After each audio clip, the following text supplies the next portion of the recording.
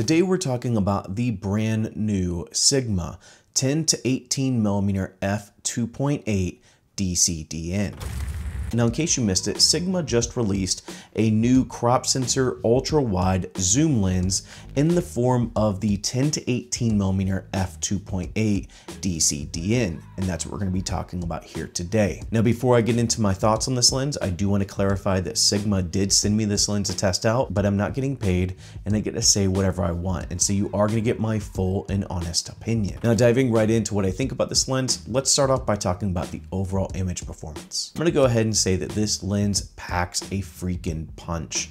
You're getting a tiny lens that offers a ton of performance. Now, this is a DCDN lens, and so it is going to be a crop sensor lens, and so you are going to get a full frame equivalent of 15 millimeters to 27 millimeters at an f2.8 aperture. Something else that's massively impressive with this lens is the minimum focusing distance. At the wider end of the focal range, you are going to get around 4.5 inches when it comes to minimum focusing distance. And so you have the ability to get a little bit more unique composition because of the fast f2.8 aperture, but also the crazy good minimum focusing distance. Now, beyond that, things like flaring, ghosting, as well as focus breathing is decently well controlled. I didn't notice a ton of chromatic aberration, and so like I said before, this lens packs a giant punch, especially for how small the lens is, which naturally leads over in the discussion of the build of the lens,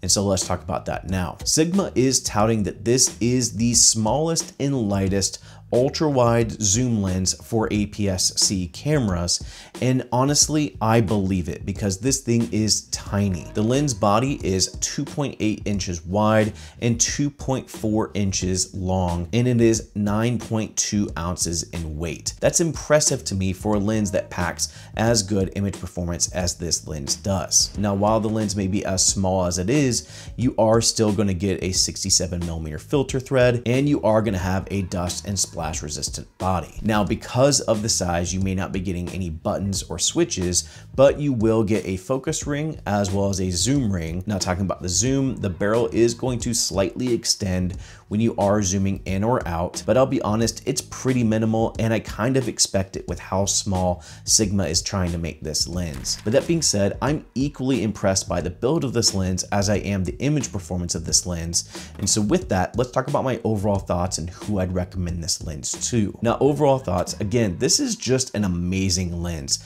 just hands down an amazing lens. If you are somebody that's a travel vlogger or photographer, or you like doing travel films and you want an ultra wide lens, but you don't necessarily want a larger lens, you want to keep things a little bit more compact, this is absolutely a lens I would look into. I'd honestly rather pick up this lens versus the full frame 16 to 28 that Sigma offers, because it does offer a massively reduced footprint. And so if you are somebody that is looking for a crazy small ultra wide angle lens with uncompromised image quality, then I would look no further and absolutely recommend the Sigma 10 to 18 millimeter f2.8 DCDN. And so that's it for me. I hope you guys enjoyed the video. If you did enjoy the video, make sure to give it a like, and if you're digging the overall content from the channel, consider subscribing. As always, thank you for joining. Go and find your journey. Go embrace life. Peace.